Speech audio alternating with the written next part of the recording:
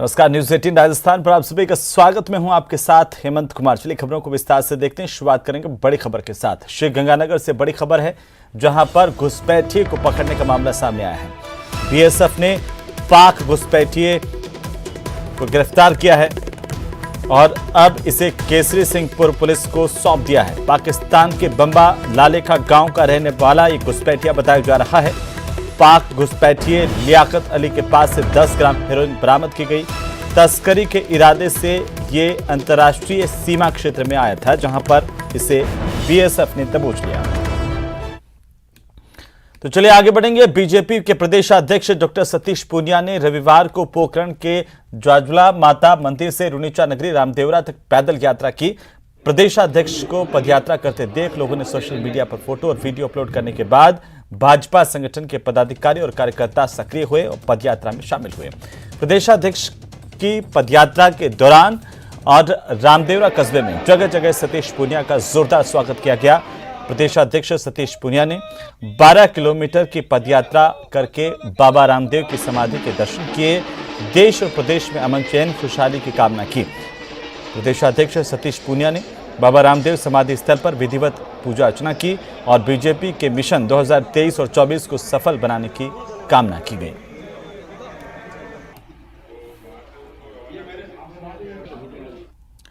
तो वहीं आरएएस अधिकारी केसरलाल मीणा की ओर से सोशल मीडिया पर अनर्गल टिप्पणी का मामला तूल पकड़ता जा रहा है। हिंदू देवी देवताओं पर आपत्तिजनक टिप्पणी करने के विरोध में बीजेपी कार्यकर्ताओं ने सद्बुद्धि यज्ञ किया। किसान मोर्चा के पूर्व देहात जिला उपाध्यक्ष महावीर सुमन और जयराज सिंह ने की अगुवाई में भाजपाइयों ने धाकड़खेड़ी हनुमान मंदिर पर एक यज्ञ किया। वहीं बीजेपी के रामगंज मंडी विधायक मदन दिलावर ने सरकार पर निशाना साधा। करके उनको भुलावे में रखने का यत्न कर रहे हो। राजस्थान सरकार के एक प्रशासनिक अधिकारी हैं जिनका नाम केसरलाल मीणा है। उन्होंने हनुमान जी को बंदर बताया है और हिंदू देवी देवताओं को बलात्कारी बताया है। माननीय मुख्यमंत्री जी, यदि आप भगवान को मानते हैं, हिंदू देवी देवताओं को मानते हैं और हनुमान जी महाराज को मानते हैं, तो तुरंत केसरलाल मीणा को गिरफ्तार करके जेल में डालिए और बर्खास्त कीजिए, क्योंकि हिंदू समाज का अपमान पूरे देश का अपमान है।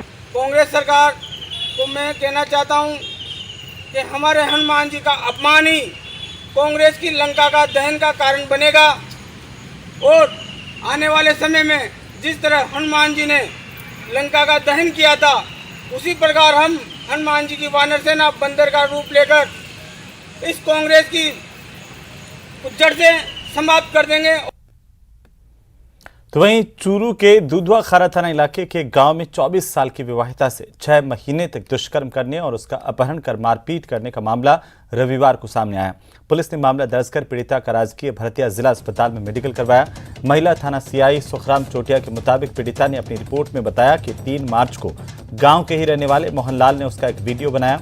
वीडियो वायरल करने की धमकी देकर आरोपी ने उसके साथ 6 महीने तक में कई बार दुष्कर्म किया। विवाहिता जब अपने पीहर चली गई तो एक रात को करीब 1 बजे आरोपी उसके घर में घुस गया और उसका अपहरण करने की कोशिश करने लगा। महिला के शोर मचाने पर उसके भाई की नींद खुल गई और उसने मोहनलाल को पकड़ लिया। बाद में समझाइश करने पर आरोपी और उसके परिवार के लोगों ने माफी मांगी। महिला के वापस ससुराल लौटने पर 10 सितंबर की रात को फिर से इसे परेशान किया। इस पर पीड़िता ने पुलिस में शिकायत दर्ज करवाई। पीड़िता की रिपोर्ट पर आरोपियों के खिलाफ मुकदमा दर्ज कर पुलिस ने जांच शुरू कर दी है।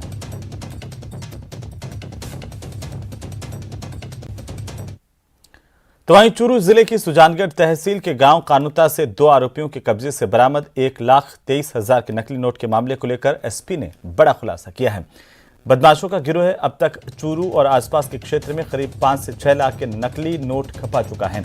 किसी को शक न हो, इसीलिए इन्होंने अधिकतर 200 और 100 रुपए के नोटों की कॉपी कर नकली नोट तैयार किए। इन्होंने अधिकतर छोटे व्यापारियों को निशाना बनाया। आरोपियों के खिलाफ चूरू के कोतवाली थाने में डीएसटी की टीम की अलका बिश्नोई ने मुकदमा दर्ज करवाया है। आरोपियों को रविवार को कोर्ट में पेश कर रिमांड पर लिया गया। छोटे दुकानदार हैं, उनको खरीद के तौर पे छोटे छोटे क्वांटिटीज में इन नोटों को सप्लाई करके बाजार में इनका चलन कराते हैं। अभी प्रारंभिक पूछताछ इन मुलजिमों से जारी है और अभी तक इन्होंने किस किस को ये नकली करेंसी सप्लाई करी है और कहाँ और सप्लाई करने का इनका इरादा था, पीछे के आगे के जो भी लिंकेजेस हैं उनके बारे में पूछताछ की जाए। उन्होंने स्वयं ही एक 2-3 लोगों का ये गिरोह बना रखा था, परंतु अन्य सदस्य इस गिरोह में कितने हैं, कौन कौन शामिल था, उसके बारे में तफ्तीश जारी। अलवर के बांसूर के अलवर रोड के पास एक शौचालय के लिए गड्ढा खोदने के दौरान हुए एक हादसे में एक शख्स की मौत हो गई। बताया जा रहा है कि गड्ढा खोदने के दौरान नरेंद्र उर्फ बबलू नाम का एक शख्स गड्ढे में दब गया। इसे निकालने के लिए मौके पर जेसीबी बुलाई गई, लेकिन इसे बाहर निकालने से पहले ही उसकी मौत हो गई। अरे भाई टूट जाएगी।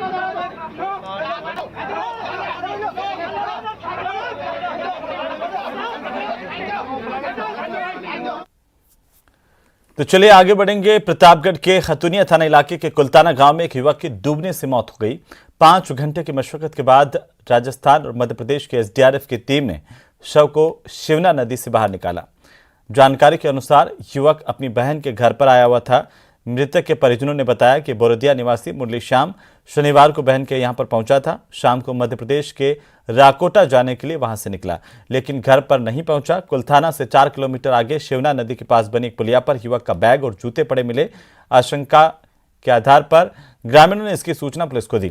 बैग में मिले आधार कार्ड से युवक की पहचान हुई और इस पर पुलिस ने परिजनों को सूचना दी। मध्य प्रदेश का सीमावर्ती इलाका होने की वजह से मध्य प्रदेश की भावगढ़ थाना पुलिस और राजस्थान की हथुनिया थाना पुलिस की ओर से युवक को ढूंढने के लिए संयुक्त अभियान चलाया गया। लगभग 5 घंटे तक चले इस अभियान के बाद युवक का शव शिवना नदी से बरामद कर लिया गया। हमने इस केस के लिए भावगढ़ थाने में भी रिपोर्ट दर्ज कराई, मध्य प्रदेश में और हथुनिया थाना प्रतापगढ़ में भी दर्ज कराई, क्योंकि यह गांव घटना जिस जगह हुई है ये मध्य प्रदेश और राजस्थान बॉर्डर पे हुई है, इसलिए दोनों जगह थाने में रिपोर्ट दर्ज हुई है। पीएम के लिए हम प्रतापगढ़ हॉस्पिटल लेके आए हैं और सरकार से हम इनकी आर्थिक सहायता के लिए मदद चाहते हैं। वहीं फुलेरा कस्बे में नगरपालिका परिसर में 2 दिन पहले पालिका उपाध्यक्ष और पार्षद में हुई मारपीट का मामला गर्माता जा रहा है, जहां पार्षद के पक्ष में अब भीम आर्मी उतर आई है। वहीं अन्य लोग भी विरोध प्रदर्शन कर रहे हैं। दूसरी तरफ उपाध्यक्ष के पक्ष में जनरल और ओबीसी वर्ग के कुछ लोग आ गए। दोनों पक्षों ने एक दूसरे के खिलाफ आरोप लगाते हुए निष्पक्ष कार्रवाई की मांग की है। 2 दिन पहले पालिका कार्यालय में आपसी कहासुनी को लेकर पार्षद श्रवण वर्मा और उपाध्यक्ष योगेश सैनी आपस में भिड़ गए थे। यह विवाद इतना बढ़ा कि नौबत मारपीट तक की आ गई। पार्षद श्रवण वर्मा ने उपाध्यक्ष योगेश सैनी, उसके भाई और अन्य लोगों पर जाति सूचक शब्दों से अपमानित करने और मारपीट का आरोप लगाते हुए मुकदमा दर्ज करवाया था।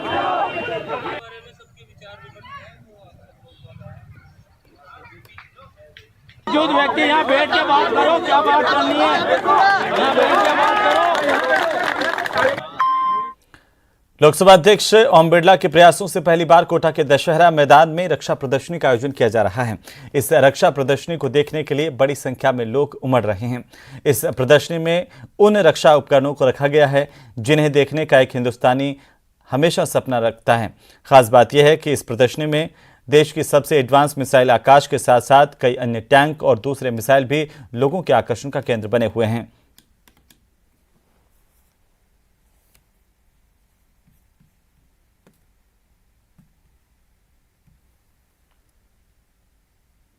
ये पहली बार जो कोटा में आयोजन हो रहा है, पता लग रहा है कि मेड इन इंडिया में इतने सारे अपने डिफेंस के उपकरण भी बनते हैं। अभी तक तो यही मालूम था कि साहब इंडिया इंपोर्ट कर रहा है, लेकिन यहाँ आने के बाद भी पता लग रहा है कि इतनी सारी आर्टिलरीज, इतनी सारी गन्स, इतनी सारी तोपें पता लग रही हैं कि देखने को मिल रही हैं। बड़ा खुशी होती है कि आर्मी अपने आप में एक हिंदुस्तान का गौरव है। बहुत अच्छा लग रहा है, पहली बार ये सब चीज़ें देखी हैं, हमने तो कभी देखी ही नहीं थी। बहुत ही अच्छा, बहुत प्राउड फील हो रहा है कि हमारे जो जवान है इतने बड़े बड़े वेपन चलाते हैं, इतनी बड़ी बड़ी ये बहुत अच्छा लग रहा है। उधर कोटा के तलवंडी के बिजासन मंदिर में हुई चोरी की वारदात के मामले को लेकर के सुराग नहीं लगने के बाद अब स्थानीय लोगों ने अपने स्तर पर यहां पर नए घंटे लगवा लिए हैं। कांग्रेसी नेता दुष्यंत सिंह ने चोरी किए गए घंटों के स्थान पर नए घंटे खरीदकर मंदिर में लगवाए हैं। स्थानीय लोगों ने कहा है कि पुलिस मामले की जांच कर रही है। जब तक चोरी का खुलासा नहीं हो जाता, इसमें अभी वक्त लगेगा। पुलिस की जांच जारी है।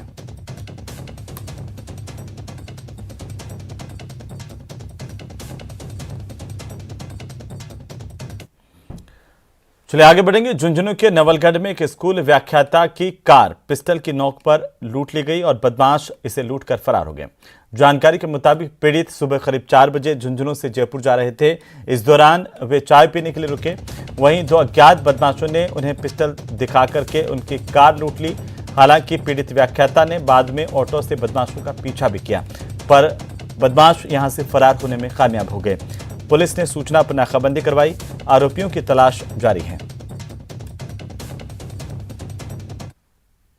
चाबी देने के बाद वो स्टार्ट करने लगी गाड़ी, तो मैंने ड्राइवर साइड पे जाकर ड्राइवर फाटक खोल कर वापस उसे छीना जब्ती की और वापस उसको स्टार्ट बंद करने की कोशिश की, तो उन्होंने अंदर से पिस्टल तान दी और मुझे वापस पीछे होना पड़ा। फिर मैंने दोबारा कोशिश की तो उन्होंने वापस तानी, मैं वापस पीछे खिसक गया। इसके बाद मैंने आवाज लगाई कि भाई एक टेम्पू आ रहा था, यार इसके आगे लगो, मेरी गाड़ी उठा रहे हैं। तो उस टेम्पो वाले से जो ही टेम्पो आगे लगा दिया तो वो पीछे वापस आए और बैग डाल कर और वो वापस झुंझुनू की तरफ रवाना हो गए। कोटा के गुमानपुरा थाने की अलमारी में रखे एक पुलिस अधिकारी के 11 लाख रुपए के जेवरात और नकदी चोरी होने के मामले में इतने दिन बीत जाने के बाद भी आरोपियों का कोई सुराग हाथ नहीं लग पाया है। चंद पुलिसकर्मियों पर शक जताने के बाद अब पुलिसकर्मी समेत अन्य के बयान दर्ज किए जा रहे हैं। पीड़ित ने चंद पुलिसकर्मियों पर नार्को टेस्ट की मांग भी उठाई है, लेकिन मामला दर्ज होने के बाद 12 दिन बाद भी फिलहाल आरोपी पुलिस की गिरफ्त से दूर है।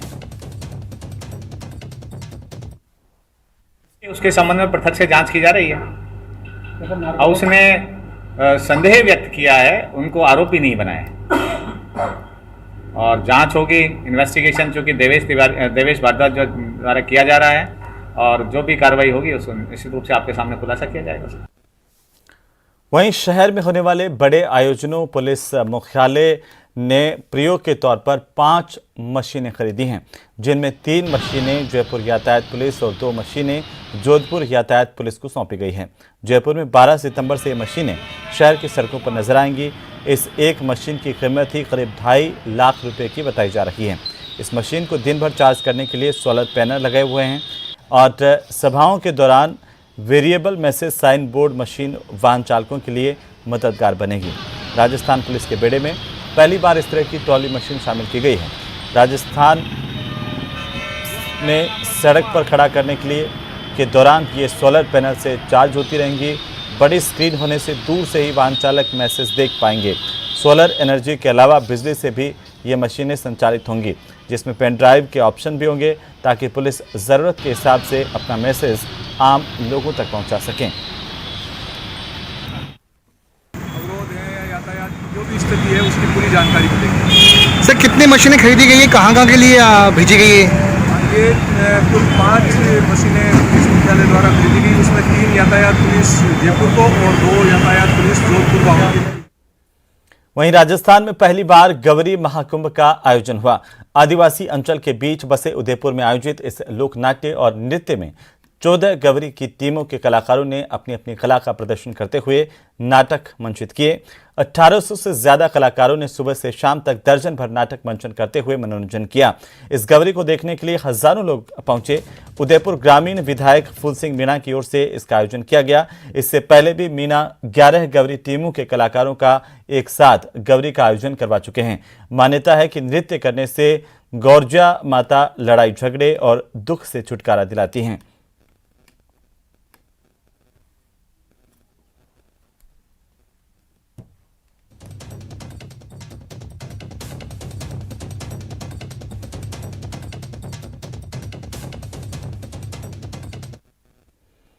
तो चलिए ब्रेक के बाद एक बार फिर से आपका स्वागत है। माउंट आबू की तलहटी में बसे एक निजी संस्थान के शांतिवन में लोकतंत्र के चारों स्तंभ एक मंच पर दिखाई दिए। सभी ने सिर्फ शांति की बात की कि किस तरह से जनमानस शांति की तरफ बढ़े। दरअसल मौका था वैश्विक शिखर सम्मेलन का, जिसमें न्यायपालिका, विधायिका, कार्यपालिका और मीडिया के दिग्गजों ने खुले मन से स्व शांति से विश्व शांति पर बात की। 10 से 14 सितंबर तक आयोजित इस शिखर सम्मेलन में सर्वोच्च न्यायालय के पूर्व मुख्य न्यायाधीश रंजन गोगोई ने कहा कि मन की शांति से ही विश्व की शांति की ओर बढ़ा जा सकता है।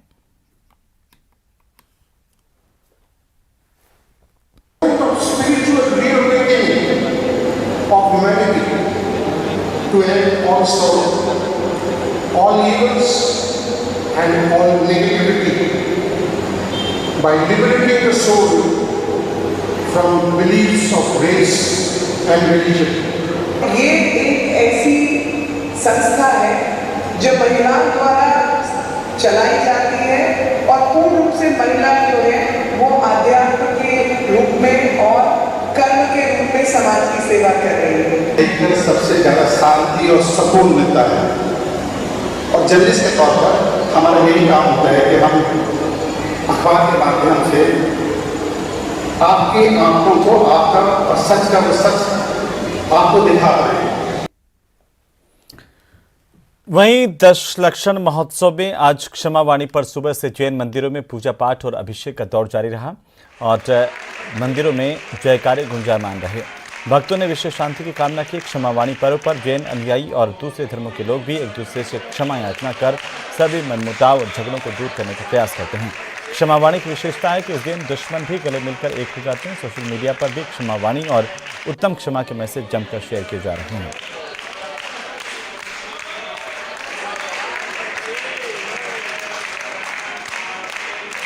उत्तम क्षमा धर्म से प्रारंभ होने वाला यह दशलक्षण पर्व उत्तम क्षमावाणी के साथ समाप्त होता है। जिस क्षमा धर्म को हमने मन में धारण किया था, आज 10 दिनों में वह पल्लवित हो गया। इसलिए हम अपने मुख से उन लोगों से क्षमा याचना कर रहे हैं जिन लोगों से हमारी दुश्मनी, बैर विरोध है। हम हाथ जोड़ करके कहते हैं, उत्तम क्षमा, मिच्छामि दुक्कड़म, क्षमा कीजिए। समझ में नाव चौकी पाल पर आज शाम को एक लेपर्ड दिखाई दिया। ये लेपर्ड पहाड़ी के टॉप पर देखा गया। इस दौरान मौके पर 60 से 70 लोग जमा हो गए और वहां पर मौजूद कुछ युवकों ने इस लेपर्ड को मोबाइल से कैमरे में जूम करके देखा और क्लिक किया। हालांकि लेपर्ड पहाड़ी से नीचे नहीं उतरा और काफी देर तक वहीं मंडराता रहा। वहीं पाल पर परिवार के साथ सैर करने गए लोग लेपर्ड के डर से भागने भी लगे। सहायक वन संरक्षक के अनुसार यहां पर लेपर्ड की मूवमेंट 2 महीने पहले भी हुई थी।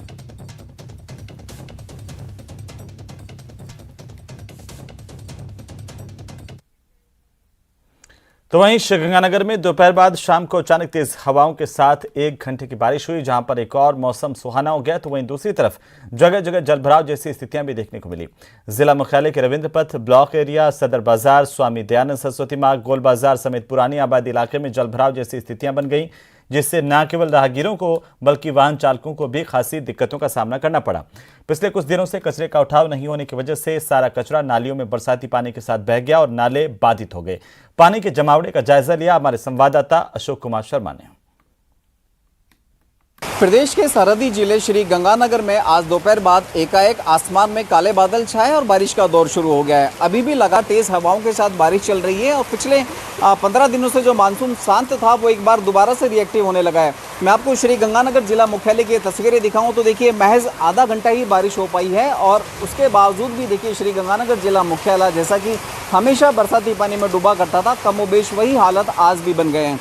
ये श्री गंगानगर जिला मुख्यालय के मैन बाजार की तस्वीर है और इस मैन बाजार का हाल ये है कि यहाँ पर पैदल चलना तो बहुत दूर की बात है, वाहन चालकों को भी खासी परेशानी हो रही है। तेज़ बारिश होने की वजह से लोग बारिश से बचने के लिए हर संभव प्रयास करते हुए दिखाई दे रहे हैं।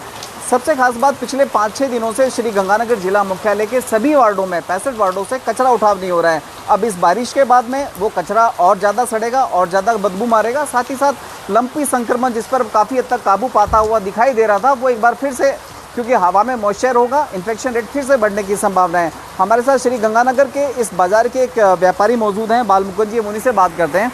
क्या हालात हैं अभी श्री गंगानगर की? थोड़ी सी बारिश होती है डूब जाता है? ये तो काफ़ी टाइम से जैसे ये कचरा नहीं उठा रहे, उस कारण गंगानगर के अंदर जो नालियों के अंदर है कचरा इकट्ठा हो जाता है और बारिश के कारण ये सारी नालियाँ जाम हो जाती है और पानी इकट्ठा। तो महज आधा घंटा भी ठीक से बारिश नहीं हुई और आपका देखो सामने रोड पे हाल देखिए अब। ये तो हमारे लमसम ऐसा ही रहता है, यही फिक्स है हालात है कि भाई जब थोड़े बहुत बारिश आते है यहाँ पर पानी भराव हो जाता है। तो चलिए इसी के साथ ही बुलेटिन फिलहाल इतना ही। आप देखते रहिए न्यूज़ 18 राजस्थान। नमस्कार।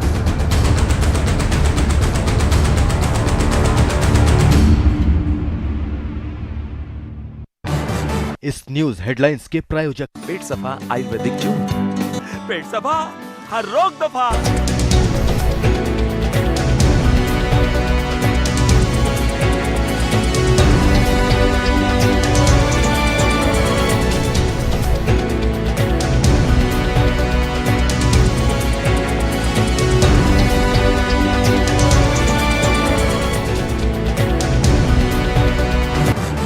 न्यूज हेडलाइंस के प्रायोजक पेट सफा आयुर्वेदिक चूर्ण। पेट सफा हर रोग दफा।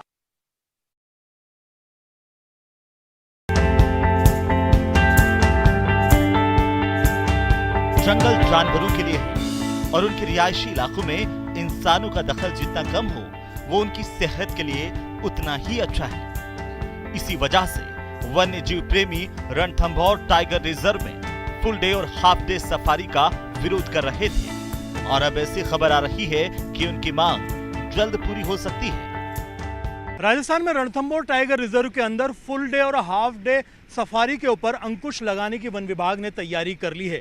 एक लंबे अरसे से वन्यजीव प्रेमी फुल डे और हाफ डे सफारी का विरोध करते रहे हैं। उनका यह मानना था कि पूरे दिन भर और आधे दिन तक जो पर्यटक हैं जंगल के अंदर वन्य जीवों पे और ख़ास तौर पर बाघों के जीवन के ऊपर नकारात्मक असर डाल रहे हैं।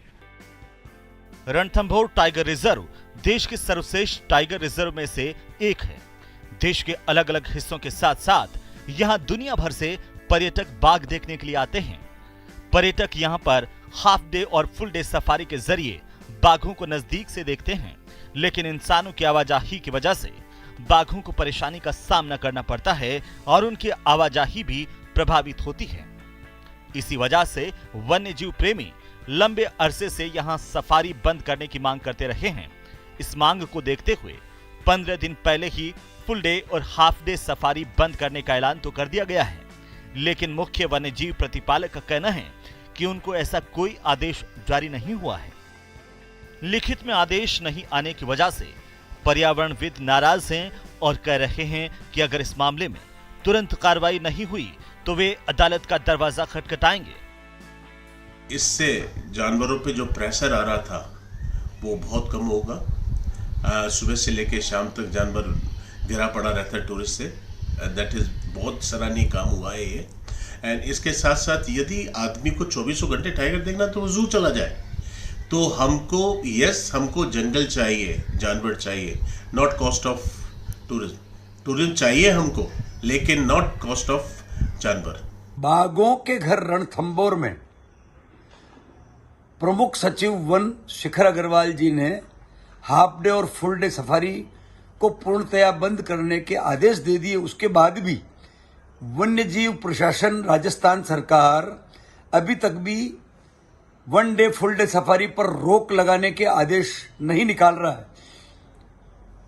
Half day full day safari का राजस्थान के सारे वन्य जीव प्रेमी विरोध कर रहे हैं। रणथंभौर वन्य जीव अभ्यारण्य से वन विभाग को भारी आमदनी होती है। आपको बता दें कि 80 बाघों वाले रणथंभौर टाइगर रिजर्व में 10 जोन में 5 जोन में फुल डे और हाफ डे सफारी की अनुमति है। फुल डे सफारी के लिए भारतीयों को 54,505 रुपए देने होते हैं। फुल डे सफारी के लिए विदेशी लोगों को 70,214 रुपए देने होते हैं। हाफ डे सफारी के लिए भारतीयों को जहां 27,443 रुपए देने होते हैं, वहीं हाफ डे सफारी के लिए विदेशी लोगों को 37,437 रुपए देने होते हैं। सफारी के लिए 289 कैंटर और 276 जिप्सी रजिस्टर्ड हैं।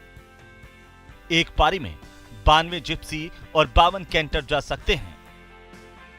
दिन भर में 289 कैंटर और 292 जिप्सी जंगल के अंदर जा सकती हैं। आपको यह भी बता दें कि 2016 में रणथंभौर टाइगर रिजर्व में फुल डे और हाफ डे सफारी की व्यवस्था शुरू